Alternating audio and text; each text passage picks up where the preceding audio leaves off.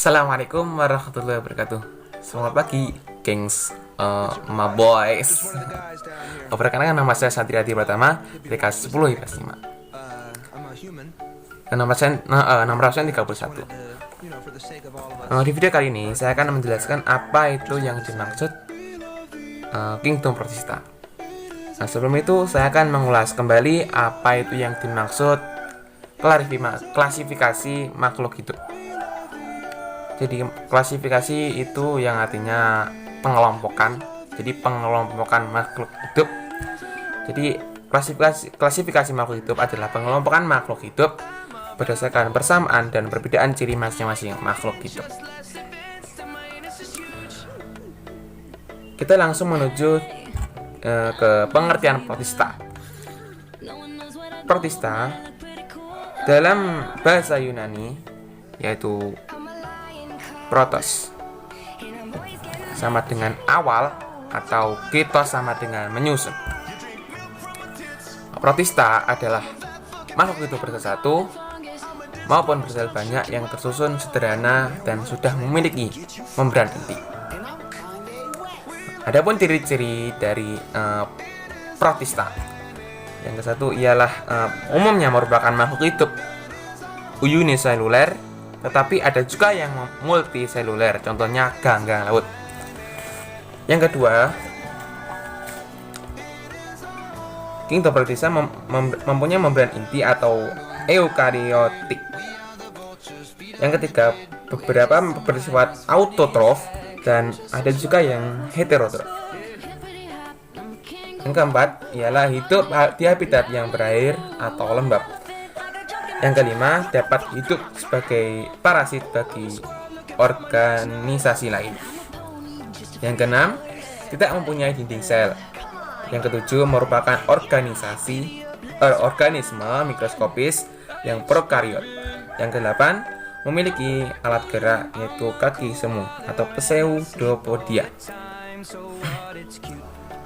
bulu getar atau cilia atau bulu cambuk flagel, dan masih banyak ciri-ciri yang lain.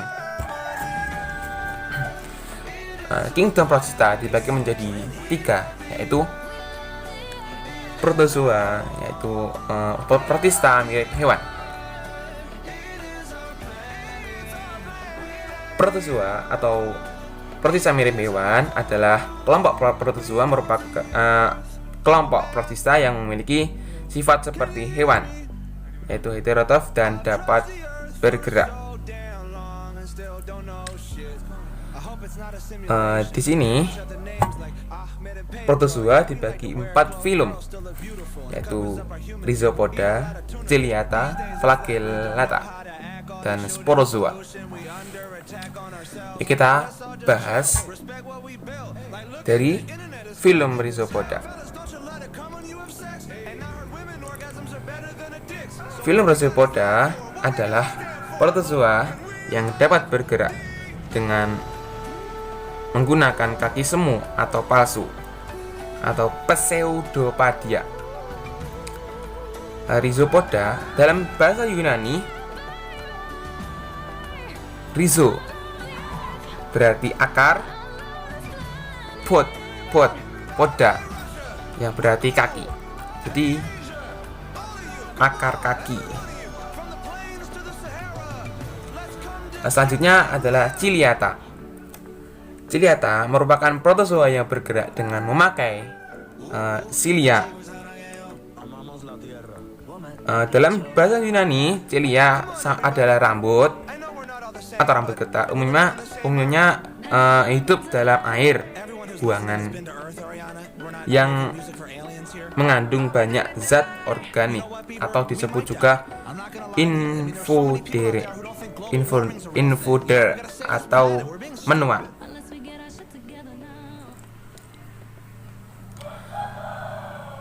Kita lanjutkan ke Flagellata. Flagellata adalah secara umum Flagellata memiliki daur hidup dalam bentuk trofozoid dan kista yang berkembang biak dengan cara vegetatif berupa pembelahan biner dan cara generatif berupa konjungsi. Flagellata hidup secara soliter atau bentuk koloni. Selanjutnya ialah sporozoa. Sporozoa adalah salah satu kelompok protozoa yang membentuk spora dalam salah satu tahapan siklus hidupnya. Semua anggota sporozoa hidup sebagai parasit dalam tubuh organisme lain dan tidak memiliki alat gerak. Jadi rata-rata sporozoa itu adalah parasit. Ya, kita lanjutkan ke nomor 2 ya, alga atau mirip tumbuhan. Alga atau mirip tumbuhan adalah sekumpulan organisme autotrof maupun heterotrof yang tidak memiliki organ dengan perbedaan fungsi yang nyata, atau bahkan dapat dianggap tidak memiliki organ seperti yang dimiliki tumbuhan, akar, batang, daun, dan sebagainya. Karena itu, alga pernah digolongkan pula sebagai tumbuhan bertalus. Nah, alga itu ada beberapa filum ya. Ada filum Euglenophyta, filum Pyrrhophyta atau algae api, filum Bacillariophyta atau diatom, dan Chlorophyta. Ya, untuk mempercepat kita langsung ke ketiga, ialah Protista mirip jamur. Protista mirip jamur adalah protista heterotrof yang memperoleh makanan dari organisme lain dengan cara menguraikan dan menelan makanannya. Protista mirip jamur bukan merupakan jamur sejati karena memiliki susunan sel, cara reproduksi, dan siklus hidup yang berbeda dari jamur.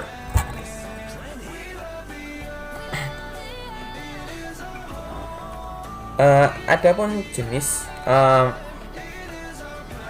protista mirip jamur, yang pertama ialah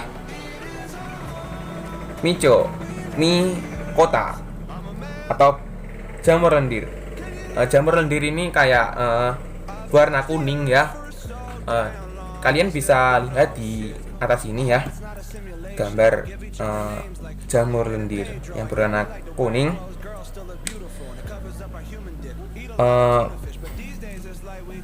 Disebut jamur karena memiliki protoplasma tanpa dinding sel dan dapat bergerak seperti amoeba, berhabitat di tempat lembab dan basah, bereproduksi dengan generatif dan vegetatif. Yang contohnya adalah Pisatum polycephalum, yaitu hidup di batang kayu yang busuk atau berfungsi pengurai sampah organik dan pemakan bakteri. Kalian bisa lihat di atas ya, ada contoh ini gambar. Yang kedua ialah Oomycota atau jamur air. Memiliki hifa yang tidak bersekat tetapi memiliki dinding sel yang terbuat dari selulosa. Habitat dari Oomycota yaitu di dalam air, bereproduksi secara aseksual atau seksual. Contoh Sprolegnia atau bercak yang berwarna putih yang hidup pada ikan. Sekian dari video saya. Jika ada kata-kata yang kurang berkenan, mohon dimaafkan, dan semoga saja pandemi COVID-19 ini ya mudah-mudahan ya cepat usai ya. Billahi taufiq wal hidayah. Ihdinas siratal mustaqim. Assalamualaikum warahmatullahi wabarakatuh.